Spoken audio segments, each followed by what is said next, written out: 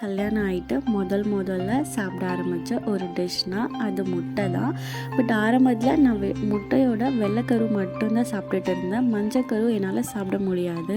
But எனக்கு என் friend ஒரு recipe சொல்லி கொடுத்தாங்க. அதுக்கப்புறத்துல நான் முட்டையோட மஞ்சக்கருவையும் சேர்த்து சாப்பிட ஆரம்பித்தேன். அந்த ரெசிபி எப்படி செய்கிறதுன்னு பார்க்கலாம் வாங்க.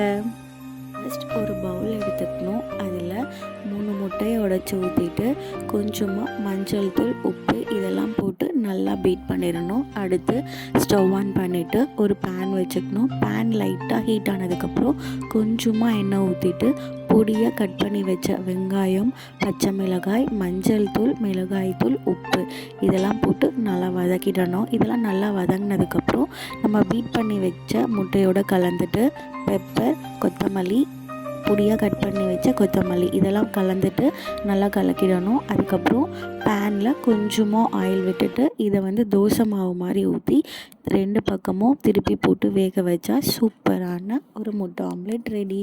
ட்ரை பண்ணி பார்த்துட்டு எப்படி இருக்குன்னு கமெண்ட் பண்ணுங்கள்.